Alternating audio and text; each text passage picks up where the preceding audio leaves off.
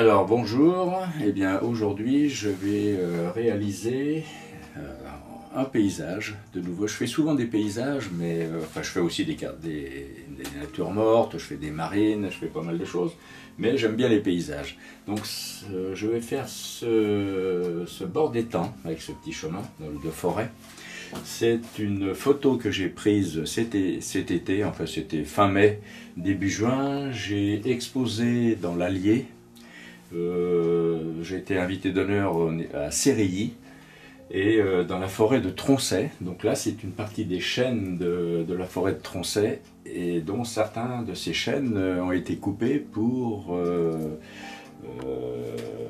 faire la toiture et la flèche de Notre-Dame de Paris. J'ai fait des photos. Donc voilà, je vais faire, mais sauf que là, je ne vais pas le faire tel que je le vois.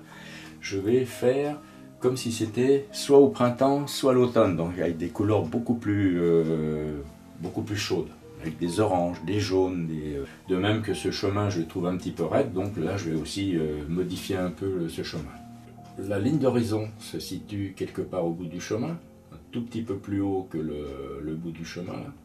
Donc quand j'ai des lignes de perspective, c'est facile, là j'en ai, il suffit de prendre une règle et de regarder à quel endroit se croisent ces deux lignes là, et à ce moment là ça nous donne, à condition que le terrain soit bien horizontal, là c'est à peu près le cas, donc le point de fuite se situe quelque part par ici. Si j'ai pas de ligne comme ça, bon, j'imagine un personnage au plus loin que je puisse l'imaginer, et le personnage il va faire quoi, en gros 5 mm de haut à peu près, donc effectivement ses yeux seront à peu près là. Ensuite, le sens de l'éclairage. Vous voyez que tous ces arbres-là sont bien éclairés et on voit des rayons de soleil qui passent au travers, ça c'est intéressant. Donc moi je mets souvent des rayons de soleil comme ça, même s'il n'y en a pas sur la photo, ça habille un tableau et ça donne de la clarté. Donc le sens de l'éclairage est comme ceci. Et la dernière question que je me pose, c'est les proportions. Alors les proportions, je divise mon image en deux et je regarde qu'est-ce que j'ai au milieu. Bon là il se trouve que j'ai pas grand chose à part cette branche là. Sinon je regarde ce que j'ai au tiers. On peut presque dire que le bout du chemin se situe à peu près au quart en fait de mon image. Mon bout de chemin se situe à peu près ici. Et dans l'autre sens, si je divise en deux, le bout de la forêt là se situe un tout petit peu en dessous du centre. C'est-à-dire que le milieu de mon papier est ici. Donc ça va être à peu près là, quelque part par ici. Alors on avait dit au quart, donc c'est là. Alors je vais commencer par le ciel. Moi je travaille toujours de haut en bas et du plus loin vers le plus près. C'est là je ne vais pas commencer par faire le chemin ou les arbres. Là il est très lumineux dans la zone proche de l'horizon. J'avais dit que c'était à peu près au quart, c'est ici. Un petit peu en dessous du centre. Voilà, c'est quelque part par là. Donc là je travaille avec un léger turquoise très clair. Là vous voyez peut-être pas, mais c'est un tout petit peu verdâtre, on va dire turquoise, quoi, mais très pâle. Donc là j'insiste un petit peu dans cette zone là, parce que je veux que ça reste lumineux, parce que par la suite je vais estomper un peu. J'appuie de moins en moins pour avoir un dégradé naturel. Voilà. Et ensuite je travaille en aplat. Je vais mettre d'autres couleurs beaucoup plus fortes, mais j'aime bien, voilà, j'appuie à peine et je vais estomper tout ça. Je mélange donc les couleurs en cercle. Voilà, mon ciel est terminé. Alors mes arbres, parce que là je trouve qu'il y a beaucoup trop de vert, donc moi je me méfie un petit peu des verts, donc je vais transformer les verts. Toutes les couleurs de lointain, c'est plutôt bleuté, un peu de bleu, violet. Ouais, mon chemin, je vais le mettre par là. Là, je vais changer de couleur, parce que ces arbres-là sont légèrement plus proches de nous. Et dans l'ombre en plus.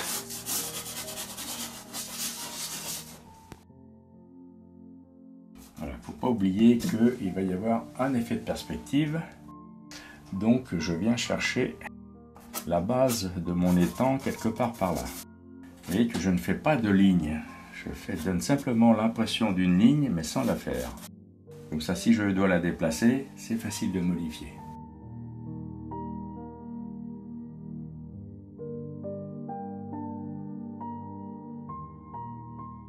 je remets un petit peu de bleuté sur ma couleur foncée.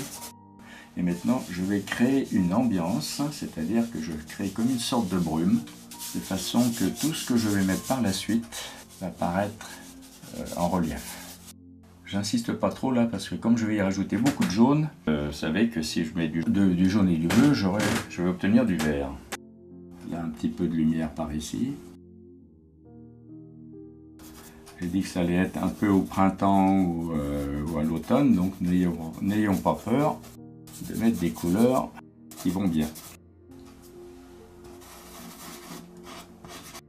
Toujours en aplat, sans décoller mon pastel. Voilà, je caresse le papier de façon que l'on a l'impression de voir du feuillage dans la partie supérieure. Ici, là. C'est un jaune pâle, tout petit peu tendance verdâtre. J'estompe un tout petit peu pour éloigner le regard.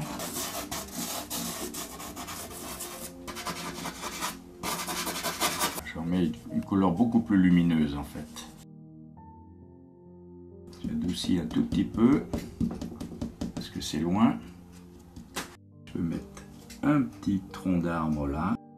En fait là je travaille mes troncs d'arbre en négatif, c'est-à-dire que je garde la couleur de fond et mon tronc d'arbre c'est la partie foncée. Moi ce que je viens de mettre c'est de la lumière. Alors là je vais faire mon feuillage. Là j'ai pris un bleu canard. Ça sera plus gai que mettre un vert foncé. Voilà, là je caresse pour que ça reste léger. J'appuie un petit peu ici si je veux que ce soit un peu plus dense. Un peu de vert quand même, relativement foncé. Donc ça c'est un pastel Giraud. C'est le 449 de chez Giraud. Une couleur que j'utilise beaucoup. Pour des couleurs d'ombre justement. Enfin, de feuillage dans l'ombre. Je vais adoucir un tout petit peu ici pour toujours créer une sorte de brume d'ambiance, voilà, mais pas trop. Alors, là je n'estompe absolument pas parce que je veux que ça c'est une impression de feuillage. Voilà, je vais remettre un peu de foncé parce que ce foncé va mettre en valeur la lumière et inversement la lumière va mettre en valeur le foncé aussi. Donc ça c'est un pastel Terry Ludwig, pastel américain, qui est très tendre, très couvrant. Je travaille principalement avec des pastels Giraud, pastel Terry Ludwig, demi-sennelier et un petit peu de Blox, pastel belge. Ce qui est important, c'est de bien travailler dans le sens du terrain.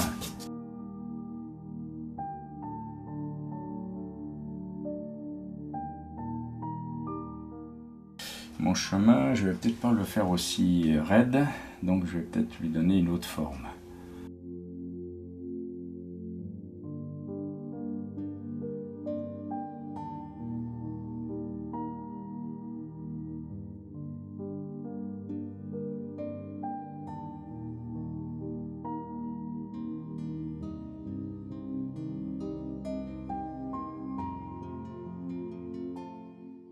Puisque mes arbres sont presque terminés, je vais pouvoir les tracer.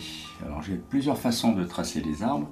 Quand je prends un foncé comme ça, je ne fais surtout jamais un arbre complet. Voilà, toujours entrecoupé pour que le tableau soit léger. Avec l'ombre. Vous voyez, je ne copie pas forcément la photo. Hein.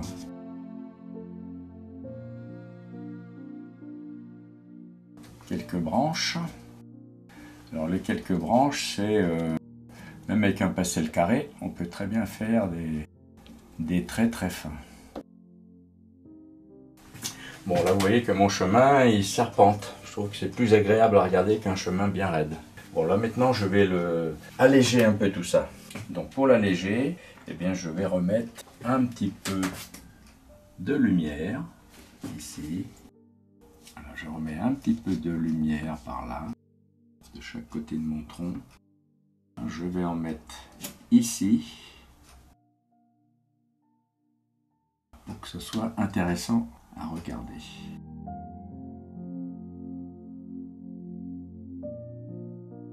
Voilà, des petits trous de lumière. C'est du jaune?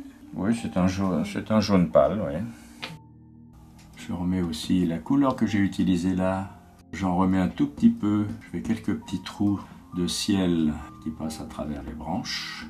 Alors attention de ne pas en mettre de trop. De près, ça fait moyen, mais de loin, je pense qu'on verra, le ciel au travers. Voilà, je pompe un peu pour pas que l'intensité soit trop forte.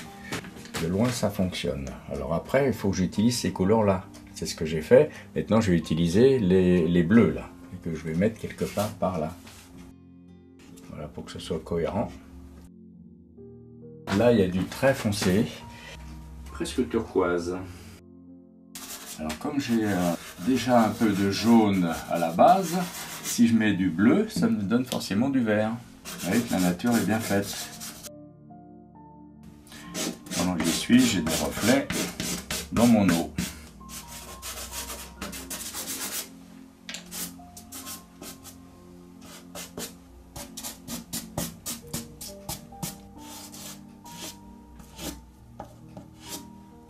Voilà. L'eau, je la fais toujours à la verticale. Pour commencer. Après, on verra.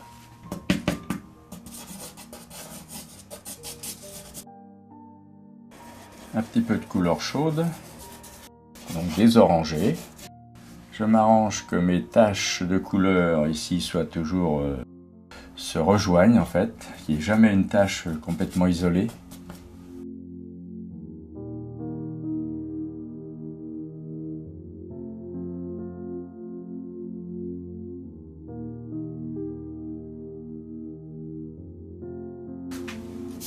Un petit peu d'estompe à la base.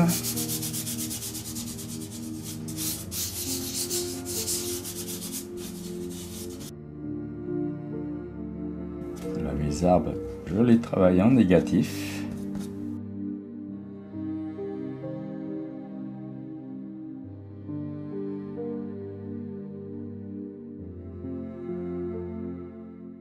J'appuie un peu là, c'est pour juste faire ressortir les branches. Et j'utilise le grain du papier, parce que je travaille sur de l'Art Spectrum, un papier fabriqué en Australie, qui est vraiment très bien pour le pastel.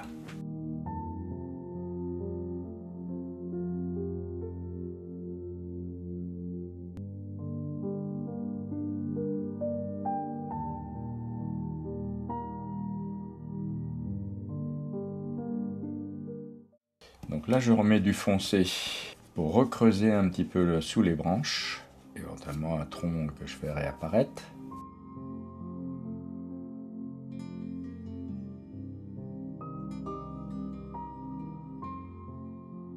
Voilà, si je n'appuie pas, ben ça garde le grain du papier. Si j'appuie, ben en fait, je remplis beaucoup plus le grain. Donc là, maintenant, je vais faire un peu la base de l'étang, la berge en fait. J'appuie de moins en moins, au fond là-bas.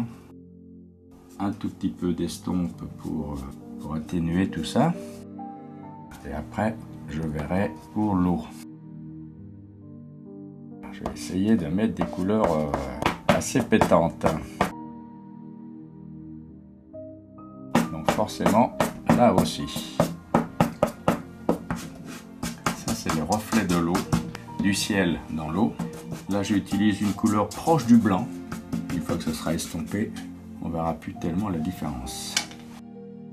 Alors là, je vais adoucir ma berge. Vous voyez, j'ai changé la couleur par rapport à celle de la photo.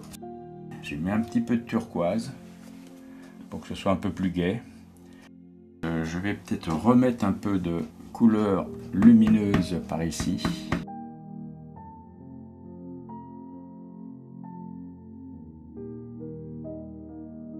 Il faut bien regarder son tableau pour que ça soit cohérent et agréable à regarder.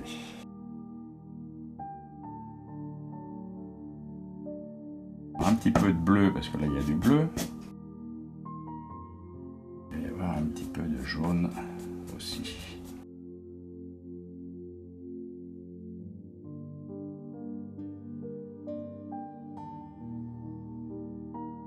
Voilà. Maintenant, je vais faire l'eau. Eh bien, l'eau, je prends l'arrière de mes doigts, Donc les reflets, c'est toujours à la verticale et ensuite à l'horizontale en essuyant à chaque fois pour faire la surface de l'eau. Donc profondeur de l'eau, c'est la verticale, comme ça. Donc je prends une partie du foncé ici et je l'étire, j'essuie à chaque fois.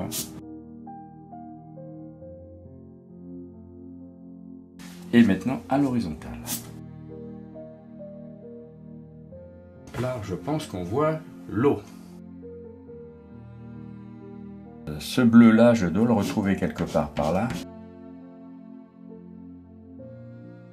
Le clair, je vais en remettre un petit peu ici. Voilà, il peut y avoir aussi quelques petites trouées.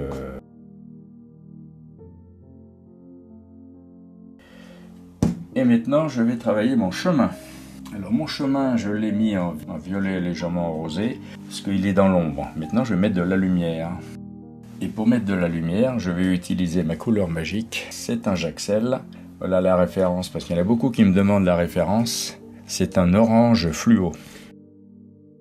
Et si je mets, par exemple sur mon arbre, si je mets ici un petit trait, tout de suite j'ai du soleil. Alors il faut faire attention de ne pas en abuser. Et puis, ben, pourquoi pas sur le sol.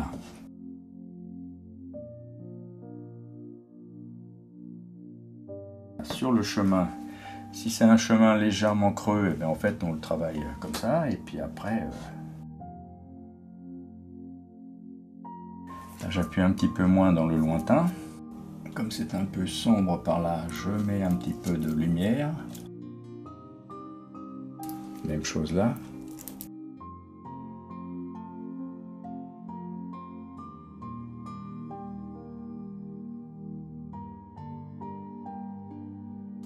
Un peu de lumière sur l'eau.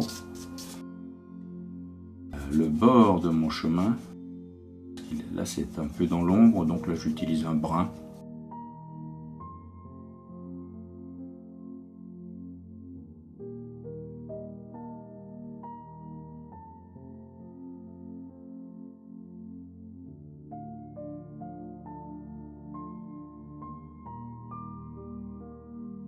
Si je veux mettre quelques herbes, quelques roseaux, ben, en fait, voilà, on peut faire ça. Ou on peut faire ceci. Moi, je n'utilise pas de crayon pastel, mais bon, j'ai rien contre. Voilà, c'est juste pour habiller un petit peu mon premier plan. Je vais faire la frise sur l'eau pour que l'œil puisse se repérer. J'utilise une arête. Je ne fais pas un trait continu, j'atténue un peu, c'est juste pour que l'œil puisse se repérer entre l'eau et la berge. Là, ce que je vois, c'est qu'il y a des zones très lumineuses que je vais mettre, parce que ça me paraît assez intéressant. Là. Avec cette couleur un peu justement turquoise, là, je vais voir ce que je peux faire avec ça. Là, il peut y avoir quelques buissons qui prennent la lumière. Je trouve que c'est un peu chargé, donc je vais alléger un petit peu l'ensemble. Pour l'alléger, ben je prends la couleur du ciel. Si on peut le faire dès le départ sans être obligé de le retoucher, c'est mieux. Des petites trouées de ciel à travers les branches. Quelques bouleaux.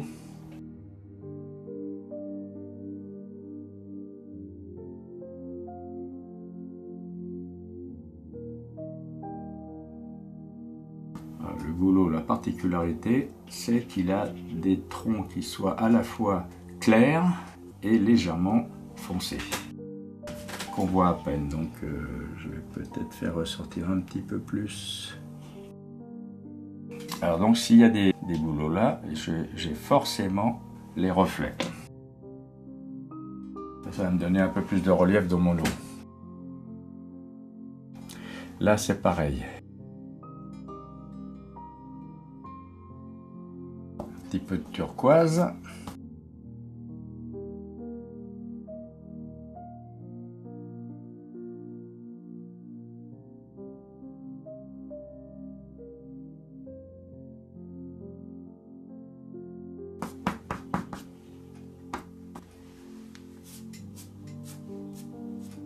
Et bien voilà, pour moi, mon tableau est à peu près terminé. Voilà, il manque juste ça, éventuellement. Alors, je vais l'appeler, eh bien, puisque c'est la forêt de Tronchet, je vais l'appeler l'étang de la forêt de Tronchet. Alors, une petite photo, j'ai mis beaucoup de lumière. J'ai changé complètement la photo d'origine, parce que je trouve que c'est plus gai.